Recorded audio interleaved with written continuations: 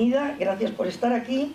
Y bueno, ¿qué tal? Que ya llevas desde el viernes. Pues, ¿cómo estás viviendo todo esto? Lo primero, muchas gracias, Rosa, y muchas gracias a todos. Yo quería dar las gracias a Gina por, sobre todo, invitarme a estos encuentros porque para mí ha sido revelador y súper inspirador, ¿no? Cuando estás en tu vida diaria y sobre todo allí en mitad de la sabana, pues a veces sigues unos sin darte cuenta, ¿no? De que hay cosas tan maravillosas como estas, y para mí ha sido fantástico haber escuchado a las demás y la verdad es que me han dado no sé, mucha fuerza, mucha fuerza. Bueno, pues tú nos vas a aportar mucho hoy también, así que vamos allá. Viendo biografías tuyas, ¿no? Pues se te suele describir pues como una mujer, madre de 5 hijos, divorciada, con una carrera de éxito como ejecutiva de Telefónica, que decide dejarlo todo y marcharse a África a enseñar a leer y a escribir a los niños en Tanzania. Tú dices que eras una y ahora eres otra. Entonces lo que nos gustaría es escuchar el relato, ¿no? de tu vida, pues de tus propios labios. Y como es intenso, y como tú misma dices, pues tiene 2 partes, pues venga, primera parte. Bueno, la primera parte es la parte de, como digo yo, la parte de Sam del sistema, ¿no? La parte de Sam que tienes que estudiar, estudias, luego te casas, pues porque te tienes que casar, luego tienes los niños, porque al final pues tienes los niños, ¿no? Yo ayer oí la compañera mía, ¿no? Y yo tampoco hice una estructura de hay que tener uno, tal, ¿no? Cuando me di cuenta estaban ahí los 5. Y claro, y pues hay que tirar, ¿no? Entonces hay que trabajar y uno trabaja y uno va y entonces va pasando los días y uno pues ahí está, ¿no? En una de estas que Sam. Pues no sé quién es Sam, porque Sam es o la que es la jefa de alguien, o es la mujer de alguien, o es la hija de alguien, o es la madre de alguien, ¿no? Entonces, como que no tiene una identidad propia, ¿no? Y sobre todo que como, en mi caso, pues yo era divorciada muy al principio, o sea, han sido los niños y yo casi siempre solos, como que tiras de un carro, ¿no? Yo me sentía como tirando un carro, no puedes parar a pensar, ¿no? No puedes parar a preguntarte quién soy yo, porque como te pares a pensar, aquello se cae. Todo ese puzzle se cae, ¿no? Que ir al fútbol, al ballet, hay que recogerlo, usted se me ha olvidado, que se me ha olvidado alguna vez, no te creas tú que no. Que me lo recuerda mi hijo, no viniste a recogerme, y estaba en la lluvia, ¿no? Entonces, es una mujer sin parar. Y entonces un día, pues ellos van creciendo, ellos tal, y te ves, pues ahí, sentada, como 2 horas en la carretera a Coruña para llegar a trabajar, trabajas en un sitio que realmente pues es una gran compañía, que eres un número, que haces una función que realmente da igual si la haces o no la haces, porque yo creo que tampoco, o sea, si no la haces tú, la hace otro, no creas un impacto personal, ¿no? Ni en ti misma, ni realmente en algo, ¿no? Y bueno, pues ahí esa es mi primera Sam. Y entonces, en esa vida que habías elegido, ¿no? Voluntariamente, más o menos, sí. Convencional, se produce un clic, ¿no? Y entonces ahí empieza la segunda parte. Pues sí, se produce un clic porque llegado a ese punto te das cuenta que de repente es como, y esto es así ya, o sea, yo ahora sigo aquí y esto se va. No, mamá, me das 20 euros, adiós. Es un poco como que eres un mueble en un salón, que van entrando, van saliendo, se van yendo. El trabajo, pues también eres una silla ahí, que nadie tampoco te hace mucho. Y como que me daba la sensación de que, y eso ya está, de eso se trata la vida, o sea, no hay nada más, ¿no? Y sobre todo, y yo ¿quién soy yo?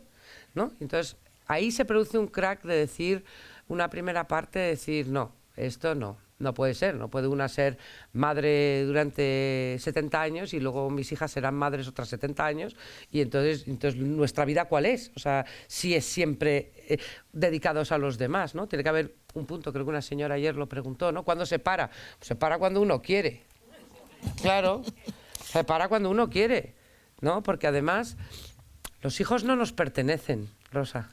No nos pertenecen. Los hijos tenemos una responsabilidad de educarlos y criarlos para que se vayan, para que vuelen. No podemos ser mamaclueca y haciendo huevo frito con un niño de 30 años. Es que eso no tiene ningún sentido eso, ¿no? Pero realmente cuando tú decides hacer lo que decides, es decir, hacer ese clic y ese corte, claro, uno percibe que tu vida, o lo que estamos hablando aquí hoy, tiene como dos conceptos, ¿no? Uno que es ese, ¿no? El de la madre que lo deja todo, es decir, su familia, ¿no? Y que se va a que aprendan a leer niños y niñas en África. Pero parece que siempre el énfasis en lo que he ido leyendo sobre ti se ponga sobre el hecho de que eres una madre, que te has ido, etcétera, etcétera. Es decir, se le da más importancia a eso que no realmente al que estás pensando en que tu vida también puede ayudar a otros, ¿no? Sí. ¿Tú dónde le pones el énfasis? Yo no le pongo el énfasis así porque además, sí, esos son los estigmas de la sociedad, ¿no? Del sistema. Dejó a sus hijos y se marchó. Yo no les he dejado, me dan la lata todos los días, 7 veces al día. No les he dejado nada, los he dejado preparados para una vida. Tienen una madre con la que pueden... Yo no he dejado nada, he ganado yo, y ellos también, ¿eh? Que ahora saben hacerse el carnet de conducir solos y saben ir al banco y tienen sus pisos, son personas válidas, ¿no? Entonces, ese es un estigma de la sociedad, ¿no? Porque como eres madre, ahí como no te quedas ahí en la cocina y en el salón esperando a que vengan a las 4 de la mañana, preocupada, pues entonces eres una mala madre, ya lo decía ayer. Esto iba a decirte que, bueno, los que quizá no todos los que están aquí hoy estuvieron ayer en la magnífica intervención de Orna con su libro, etcétera, en la que se hablaba de todo eso, ¿no? Entonces creo que eso, cierra perfectamente todo aquello, porque es un ejemplo, ayer, ¿no? También otro ejemplo vivo más, como los que estaban en el libro de Orna, ¿no?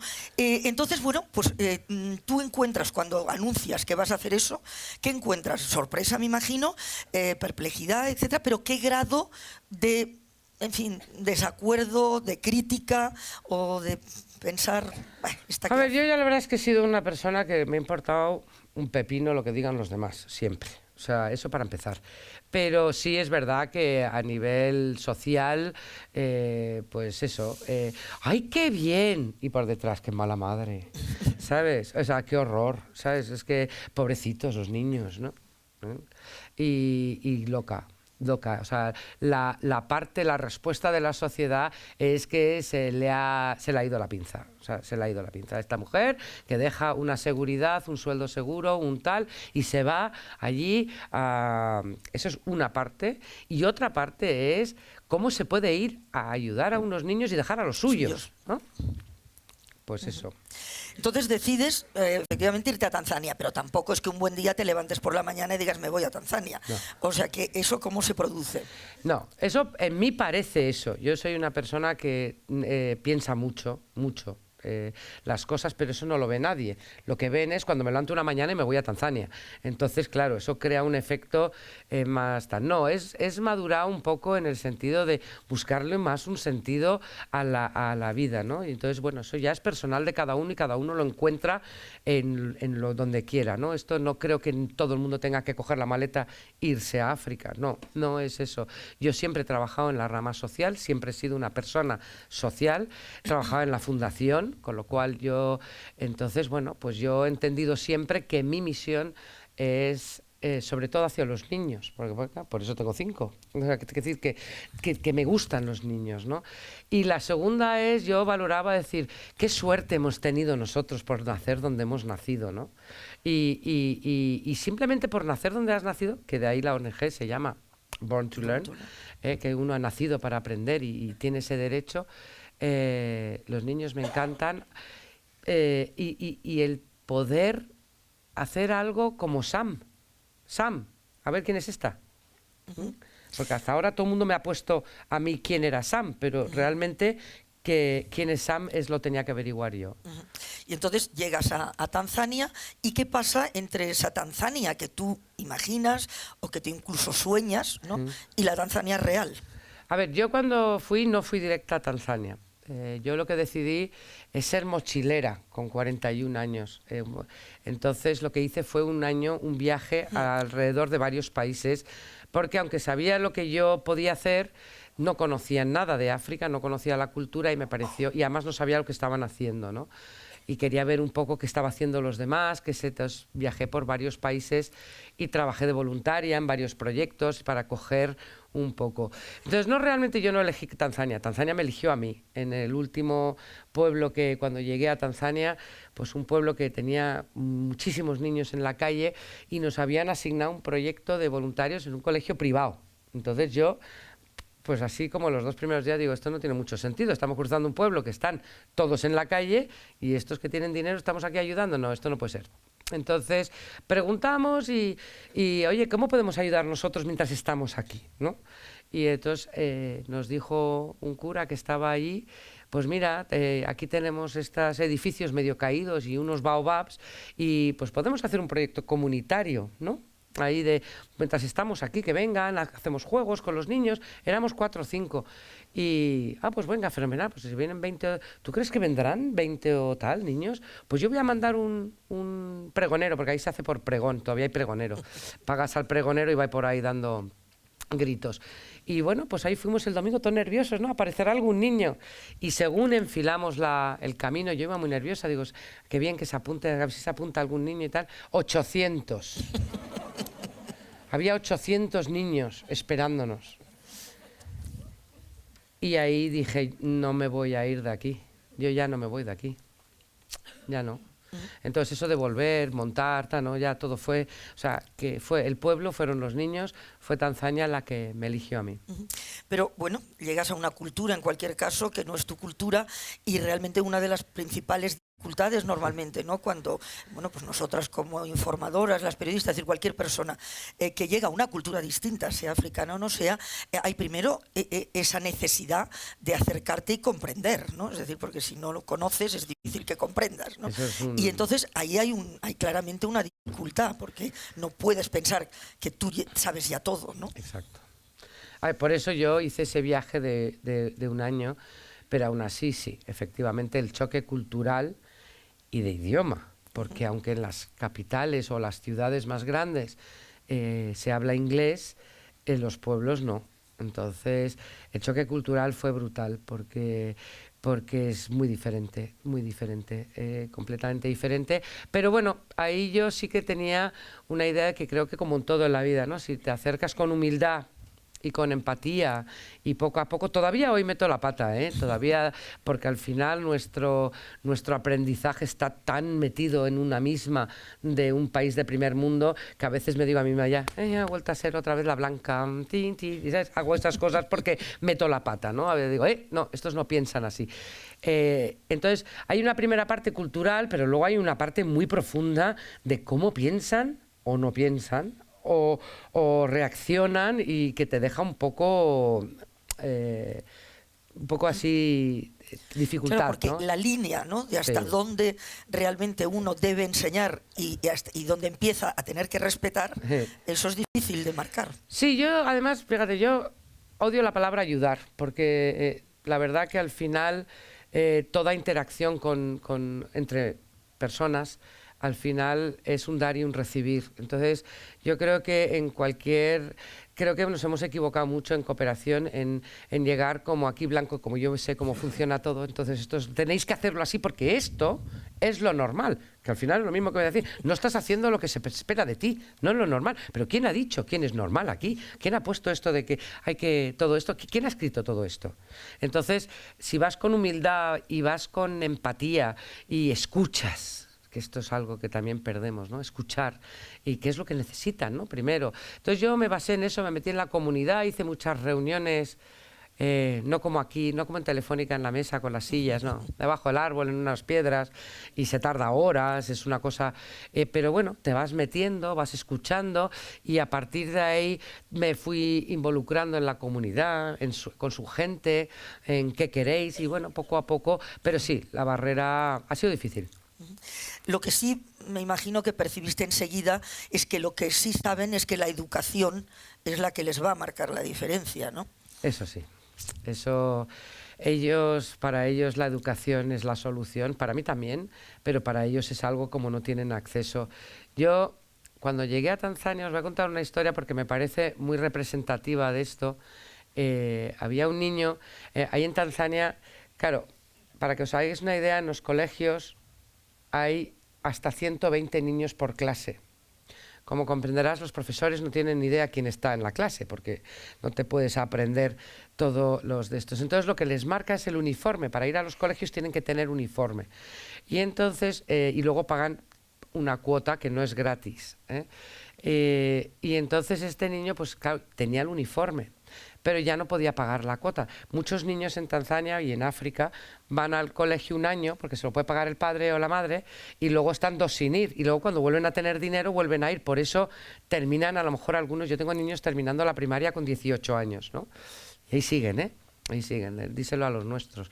Sí, y entonces este niño tenía tantas ganas de ir al colegio que tenía el uniforme, pero para que no le echaran para que tal, se hizo una máscara. Y se puso una máscara y entonces iba por la mañana detrás de los otros como diciendo, como tengo la máscara, no me ven, no me van a echar. Y claro, le echaron, ¿no? Entonces, para ellos la educación no es solo ir a clase, ¿no? El colegio es un espacio de confort, el colegio es un espacio donde como, ¿no? Donde me cuidan. Sobre todo nosotros, en sus colegios no tanto, pero al final el colegio lo saben las madres, que la educación, y así es. Y las niñas, Ay, o sea, sí. que ese es otro episodio, ¿no? Las niñas me ha costado mucho tiempo, sí. Ahora nosotros en Born to Learn es absolutamente imprescindible que todas las clases sean al 50%. Los primeros años nos costó mucho que los padres dejaran que vinieran, porque ¿para qué van a ir? Porque a los 12 o 13 ya apañaron el matrimonio, estas no son de segunda, o sea, lo ves, ¿no? En el fondo yo hablaba con los padres y no... Vuelve a ser otra vez una falta de educación. No es porque sea un padre malo, es un padre que eso es lo que es así y ya está, ¿no? Y nos ha costado, pero sí, ya hace 4 o 5 años ya que tenemos un 50% y he de decir que de las que están en las clases mayores son las mejores, mucho mejor que los chicos. Estas niñas mías son estupendas, sacan mucha buena nota. Pero seguramente seguirá siendo difícil que puedan progresar y que puedan ir a la universidad, etcétera, ¿no? Aún siendo las mejores. Pero, ¿qué nivel de implicación has conseguido en la comunidad? Porque si no se implica la comunidad, realmente... Pues al 100%. He hecho el 300%. Yo he implicado siempre, primero, tanto a los líderes de la comunidad, pero también a los padres, ¿no? Los padres nos han ayudado a construir el colegio. Los padres siguen viniendo por semanas, cada semana le toca a los padres de preescolar, luego a los padres de primero, los padres de segundo, limpian el cole, ayudan en la cocina, me hacen el jardín, o sea, tienen que estar implicados, les implico. Y luego hice una cosa muy buena, que fíjate que cuando yo era madre aquí en España, no soportaba, que es el AMPA sí, no soportaba, tiene que usted venir porque es que la AMPA, no, yo he elegido el colegio, pues el colegio estará bien, ya lo he elegido yo, no me vengan a dar la lata, ¿no? Y pues hice un AMPA. Hice un AMPA porque en Tanzania es jerárquico y entonces yo veía que tenía muchos problemas de comunicación con cómo funcionan ellos en estas cosas con los niños, ¿no?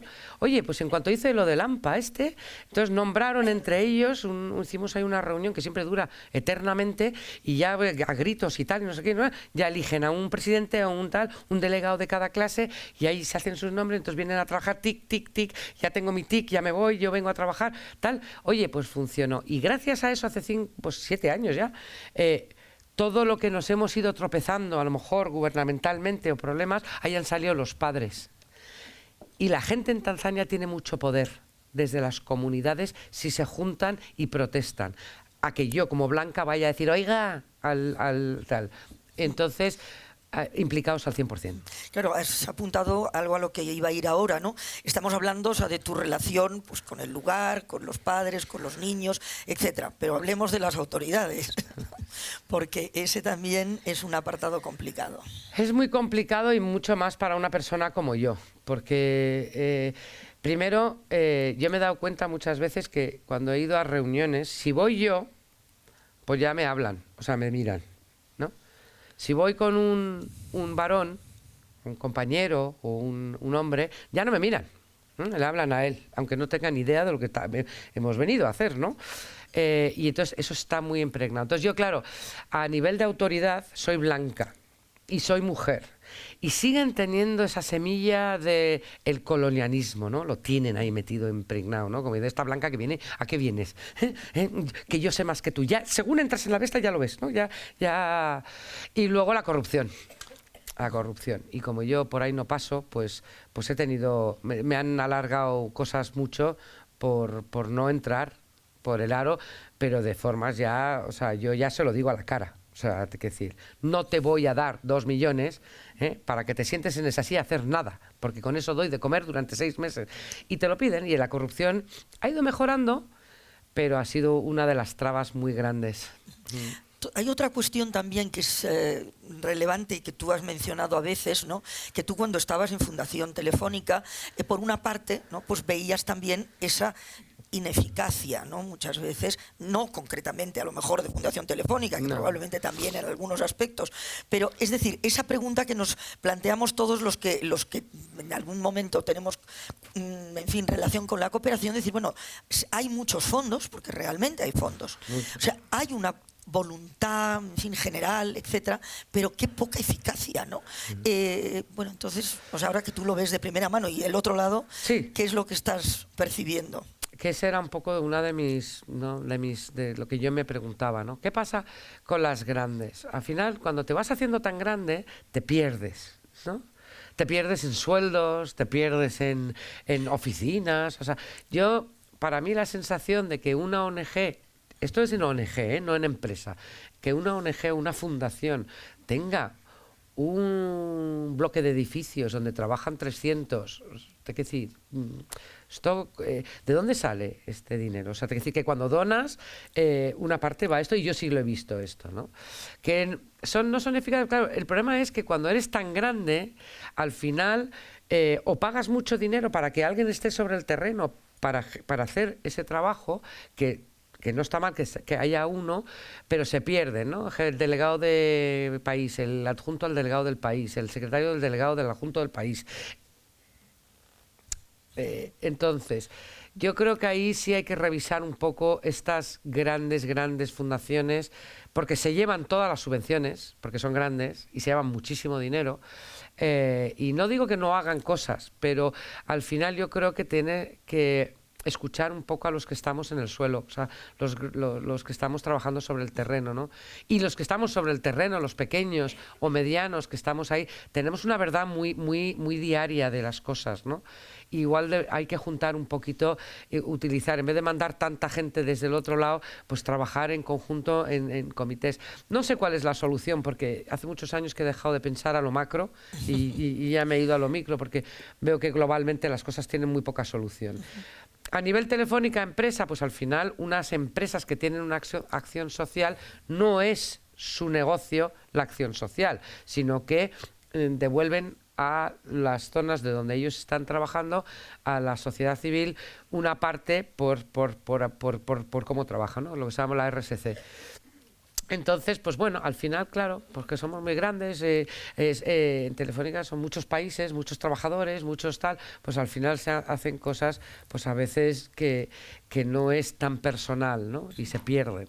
Sí, bueno, me gustaría, porque claro, no todo el mundo aquí pues tiene datos así de primera mano sobre cosas, en fin, anécdotas, por llamarlas de alguna manera, pero entrecomillándolo mucho, que ocurren, ¿no? Es decir, no sé, yo como periodista pues he visto, en fin, eso, mandar mantas al trópico, por ejemplo, ¿no? Exacto, en fin, ese tipo de cosas, ¿no? Pero tú recuerdo que has mencionado algunas veces algunos episodios pintorescos. Sí. Hay bastantes pintorescos, y cuanto más he viajado he visto muchos pintorescos, ¿no? He visto de una muy conocida fundación un proyecto en la frontera con Eritrea que es de 2x2x2 con unos mangos, en un sitio que es un desierto, ahí puesto unos mangos que van a crecer con un proyecto subvencionado, que significa que venían 2 de España, que se pasaban 2 meses para plantar 10 mangos en 2x2 en una frontera que no vive ni Dios. O sea, son cosas. Telefónica, pues yo me encontré con aulas tecnológicas en zonas donde no había electricidad, ¿no?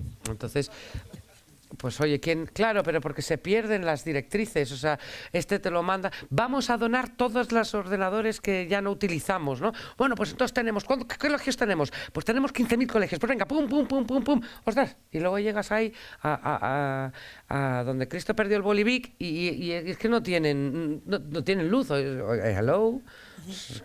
Y el hombre, y pobre, y te reciben todos monos, todos puestos ahí con la canción, con el himno, y con la llave, y abren, mira lo que tenemos. Y claro, yo entro y digo, pobres. O sea, me están diciendo que mira lo que les hemos donado, que muchas gracias. Y hay 50 ordenadores ahí sentados, ¿sabes? Y están sentados comiendo los niños 4 granos de arroz. O sea, te quiero decir que, no sé, hay prioridades y hay cosas que hay que... Bueno, vamos a la gestión, porque esa es otra de las cuestiones, ¿no? Porque tú llegas eso, pues, con tu buena voluntad, como bueno, pues tanta gente, haces todo este esfuerzo personal, etcétera, pero luego todo eso, pues para que avance y sobre todo tenga continuidad en el tiempo, necesita una gestión. ¿Estás funcionando con personal de allí? Sí. ¿Cómo lo has organizado? Hemos ido poco a poco, ¿no? Porque yo creo que al final, al principio empecé con traer para el colegio maestros desde este lado del mundo, pero siempre trabajando con los maestros de ahí, porque al final no tiene ningún sentido que vengan los profesores y se pasen de aquí a allí, ¿no? Hemos ido haciendo el cambio.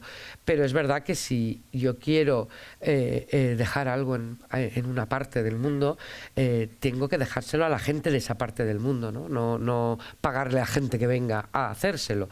Entonces sí, yo tengo ahora 30 personas que trabajan para mí, son todos tanzanos, la única blanca soy yo. Y sí que tengo un puesto que es voluntariado rotativo, que es el coordinador, que un poco mi mano derecha, que me ayuda. Y luego me vienen, pues eso, voluntarios, depende, específicos que siguen haciendo training con los profesores, ingenieros que me hacen cosas para el colegio solar o de instalaciones, arquitectos que me hacen otras cosas. De todo el mundo sacamos algo, de todos. Bueno, acabas de mencionar el colegio solar, es decir, que no estamos hablando solo de un cuaderno, un bolígrafo y que aprendan a escribir, ¿no? Hemos construido un colegio, ya os te he dicho al principio que empezamos debajo de un baobab con 20 y tantos o 30 niños y ahora tenemos 250 en un colegio que hemos construido con botellas de plástico. Todo el colegio tiene 30.624 botellas de plástico. Lo sé porque las he ido yo a recoger una por una cada tarde durante 4 años a restaurantes, a hoteles, a basureros y tal. Y con bambú queríamos un poco también dar ecológico, ¿no? Hay que ser un poco también equilibrado con todo, ¿no? Y enseñarles que no tienen por qué ahorrar tanto dinero para comprar cemento y tal, sino que hay otras formas de construcción y otras formas de tal. Y ahora tenemos un colegio maravilloso, la verdad que no hubiéramos podido hacer sin la ayuda de, por supuesto, los donantes y, por supuesto, los voluntarios, que para mí han sido una pieza clave todos durante estos años. Y voluntarios también locales, no solo también, aquí. Últimamente, al principio no tanto, ¿eh? No es un país que está empezando y subdesarrollado, pues el africano, o sea, ayudar gratis, esto como es, ¿no? Pero ahora ya sí que tengo de algunas universidades, me vienen, oye, quiero ser voluntaria, digo, pues oye, esto es fantástico.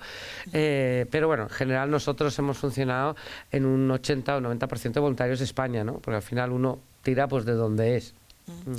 Bueno, hablamos de lo material, es decir, de construir en fin, un espacio, ¿no? Pero luego hay que construir un programa, ¿no? Sí. Y entonces, ¿qué pasa ahí a la hora de decir qué se enseña? Exacto. Eso también fue un poco... yo ahí también volví a meter la pata de blanca porque me hice ahí mi research, mi tal de educación con profesores, que sí, yo creo mucho en la creatividad, en desarrollo del pensamiento lateral, en holístico, en hacer yoga. Claro, ahora coges a tu profesora, mi directora de allí, la pobrecita mía, que ha sido un niño como los que son los míos, y le dices, toma, aquí está, mola educativa. Esto ya lo he hecho yo, toma el modelo educativo. Y te mira y te dice que ¿qué es eso? Que la dé un libro, que ella con el libro lo copia a la pizarra y así es como enseñan ellos. Y ahí fue el primer choque de decir, claro, pues no, esto vamos a tener que empezar por otro lado.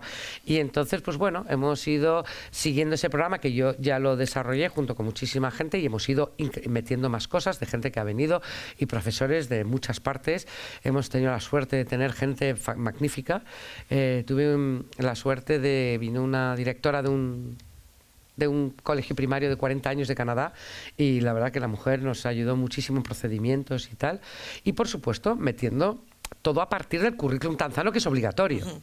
Lo bueno que tiene el currículum tanzano es que es así. Con lo cual, como es tan poquito, pues nosotros podemos hacer mucho más. Y bueno, pues muy bien, ya hemos creado, el colegio es un Harry Potter.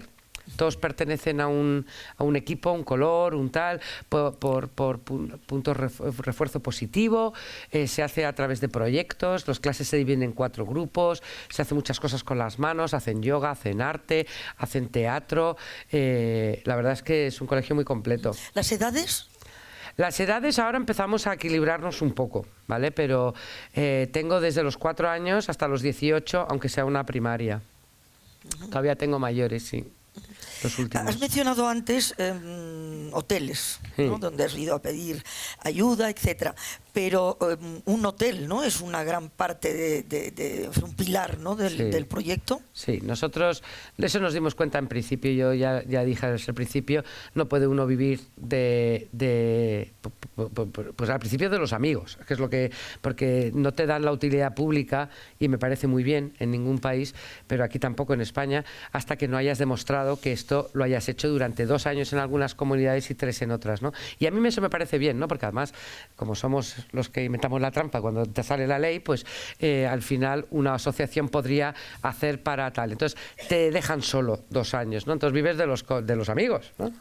Por favor, que tengo que comprar tal, me jode una donacioncita, tal, pues vives de los amigos. Y entonces pues tardas en crear una estructura de donaciones y de tal. Entonces dijimos, no, esto tenemos que hacer nosotros un social enterprise, un business, y hicimos el hostal, que la verdad que ha funcionado magníficamente. Es para viajeros, mochileros y los voluntarios nuestros que vienen. Y eso nos ha dado, hasta hace 2 años nos ha dado casi el 80%, 85% ha cubierto los gastos fijos del proyecto, lo cual es magnífico, ¿no? Que por lo menos lo que es fijo cada mes, los sueldos, los profesores, todo eso está bastante cubierto. Bajó un poquito hace 2 años porque incrementamos las comidas, porque vimos que empezamos con solamente desayunos, luego con comida solo de allí, ahora estamos, pues hay más proteína, más vitaminas, pues al final todo esto empieza, y me empecé a dar cuenta que los gastos se nos iban en comida, ¿no? Pero claro, no puedes quitar comida, esto.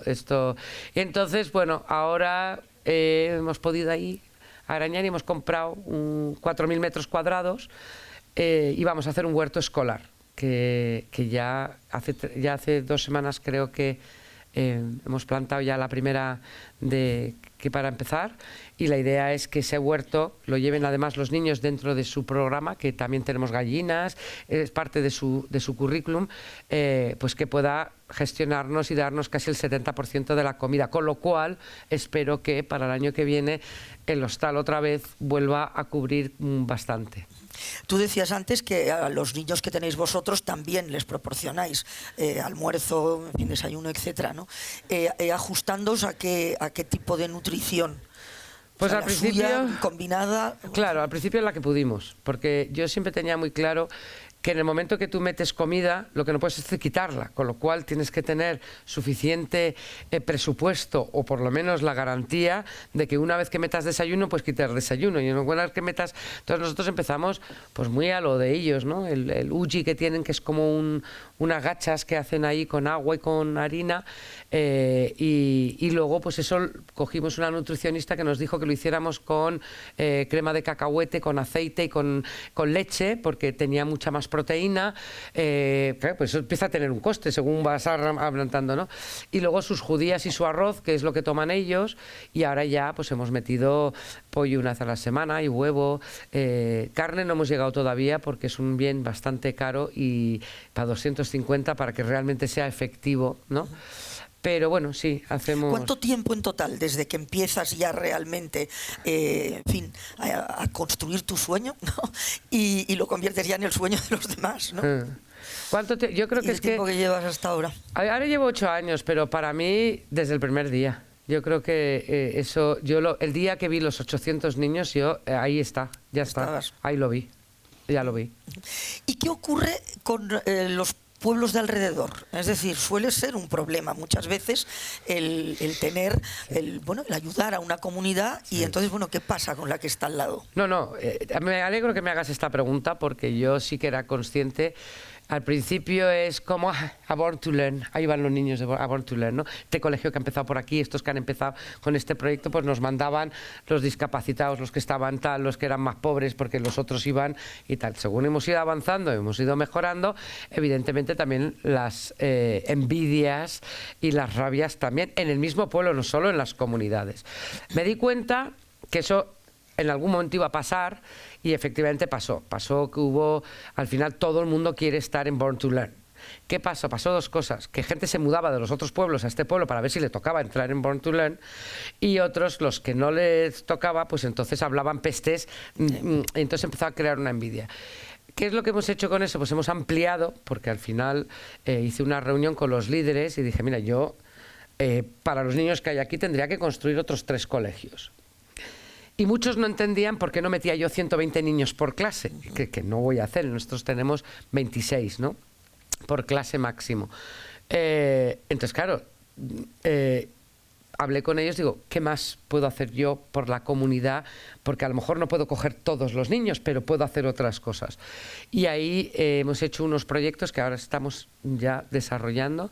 El dispensario, que le es muy necesario, que es lo que estamos recaudando ahora para poder construir, porque el pueblo tiene 8.000 personas y no tienen acceso a un centro de salud. Y para ir les cuesta mucho dinero, ¿no? Y no van. Y hay casos de mujeres que se han muerto porque se cortan el dedo cocinando y de una asepsia general se les infecta y se mueren porque no van al médico. Eso a mí me parece una barbaridad, triste. Me parece muy triste. Entonces el dispensario, que eso es lo que me han pedido, y un centro cultural y deportivo que quieren para poder que haya un centro de reunión para la gente del pueblo donde pueda haber una biblioteca, donde pueda haber unos deportes, donde puedan gestionar, ¿no? Pues para que a través del deporte, ¿no? Porque me pareció muy... El alcalde me pareció un tío que no ha estudiado y me dijo, no, es que aquí a los jóvenes les tenemos que hacer que hagan deporte y que hagan cosas para que eviten... Yo, el pueblo que estamos nosotros, para que te hagas una idea, en 3 o 4 años ha sido un 40% el incremento en SIDA en los últimos 3 años. Violencia de género es absolutamente a la orden del día.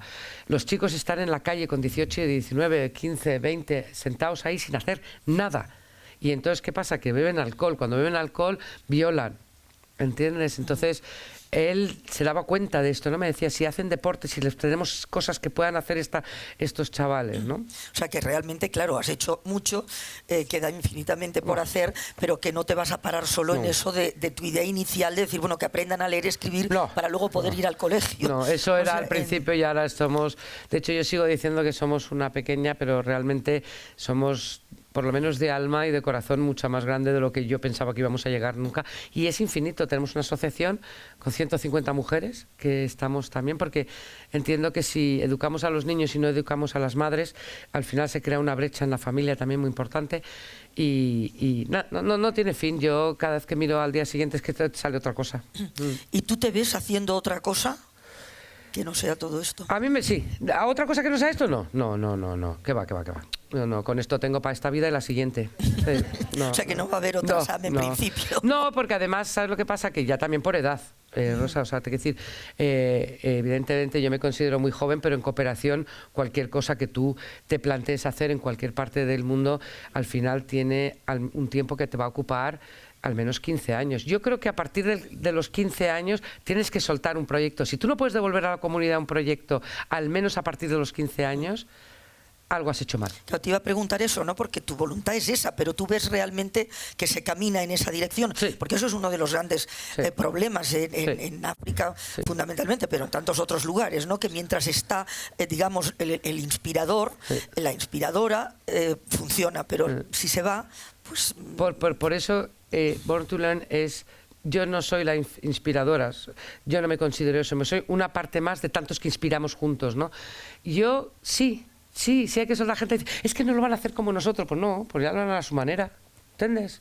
Pero si durante 15 años yo preparo bien a los profesores y luego hacemos que los que se van vuelven, los chavales que empezaron con nosotros al principio, tienes que ver, yo tengo a los primeros que cogí de la calle que está estudiando farmacia en Dar es Salaam, tengo otro que empieza medicina en septiembre, tengo otros haciendo diseño gráfico, y cuando vuelven al colegio, porque cuando están en vacaciones tienen que volver al colegio y ayudar, ¿cómo salen esos pequeñitos corriendo a abrazarlos como que lo consiguió, él llegó?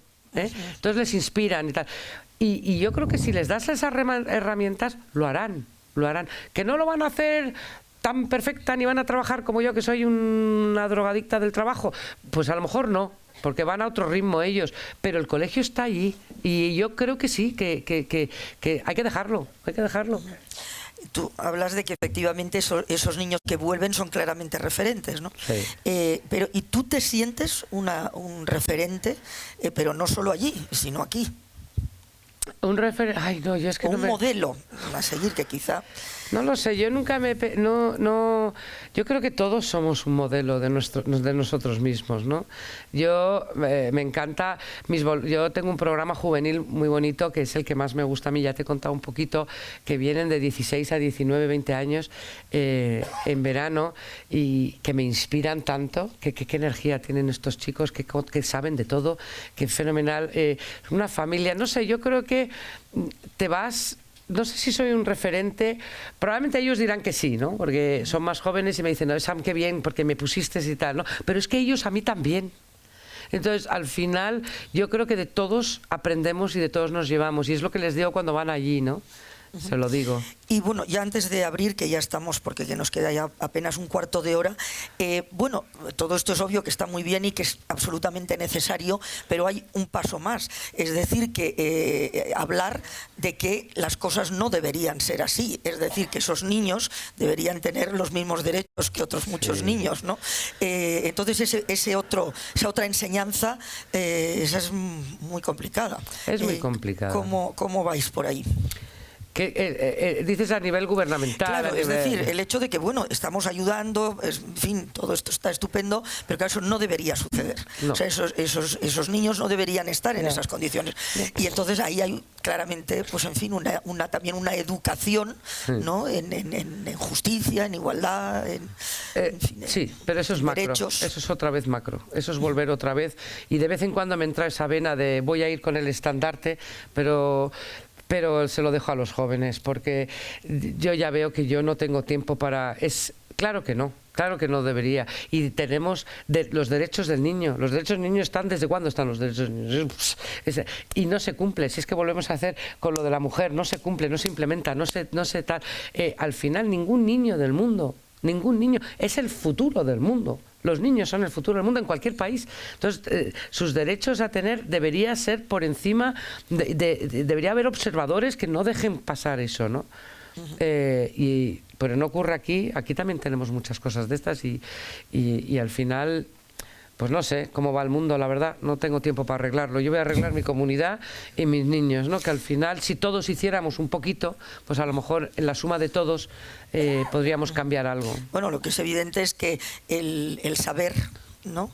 Es lo que da poder. Es decir, que precisamente el no saber, claramente el no dejar saber es precisamente una manera de dominar, ¿no? Sí. Eso es si lo les que das piensa. la herramienta. Exacto. Es que la educación es la solución del mundo. O sea, es la libertad. O sea, yo entiendo que cuando tú sabes, tienes libertad para decidir. Entonces, eso es una herramienta que nosotros nos lo han dado sin haberlo ni siquiera cuestionado, ¿no? Y ellos se les quita eso, se les quita porque los que lideran nuestros países piensan que si el pueblo piensa no van a poder robar. Bueno, pues ya hemos visto que eso no pasa, porque aquí pensamos y siguen robando, o sea, hay que decir que da lo mismo. Pero es verdad que a mí me dijo un africano una vez, me dijo, lo que no se dan cuenta es que si tú le quitas a un pueblo ya hasta la última esperanza, se va a levantar contra ti, porque cuando no tienes nada más que perder es cuando te levantas. y se van a levantar al final si no solucionan en muchos países de África esto, que es lo que pasa cuando se empiezan a levantar, ¿no? Porque cuando una madre ya no tiene para dar de comer a su hijo, yo mato. A ver, a mí, yo no tengo para dar de comer a mis hijos y yo te juro que yo me levanto y mato. La situación en Tanzania en cuanto a estabilidad, digamos que comparativamente está bien. Sí, es un país tranquilo, es un país, la gente es maravillosa, es un país muy tranquilo y yo elegí un poco ese país también por mi condición, ¿no? O sea, a mí me hubiera gustado estar más en una cooperación humanitaria, más metida en el peligro y tal, pero bueno, me pillo tarde, ¿no? Irresponsable. O sea, te quiero decir, yo tengo 5 hijos que no puedo estar teniéndoles que yo estoy dando vueltas por, pues no sé, Afganistán o el Congo, donde hay unas peleas que no. Y Tanzania es un país muy seguro y muy... Probablemente en gran parte también lo que haces tiene que ver con la familia que tienes. Sí, exacto. Mucho de lo que hago. A mí, yo hubiera tenido, si hubiera tenido marido, pero como no lo tenía, pues probablemente hubiera tenido 10 hijos. Yo reconozco que tengo ese instinto que hablaba que, pues, otros que no lo tienen, que yo lo respeto. Yo siempre lo he tenido y me encantan los niños. Creo que los niños son la solución a muchas cosas. A muchas cosas. Bueno, pues creo que vamos a cerrarlo aquí. No sé si quieres hacer un comentario de cierre, que sería casi como de balance, ¿no? Que ya vemos que sabemos por dónde vas a ir, me parece. Yo creo que el balance es que hay que seguir los sueños, hay que hacer lo que a uno le gusta y hay que hacerlo y se puede. O sea, todas podemos, todos podemos. Tiene que tener un significado la vida de cada uno. Y yo creo que os animo a todos a seguir vuestros sueños. Y no hace falta ir a África, ¿eh? Se puede ir aquí al lado también. Y nada, gracias a ti, Rosa. Ha sido un placer. Y a todos, a Gina, a todos. Para mí ha sido magnífico estar aquí. Y gracias a todos ustedes. No tengo nada más que decir, ¿eh? Gracias. Muy bien.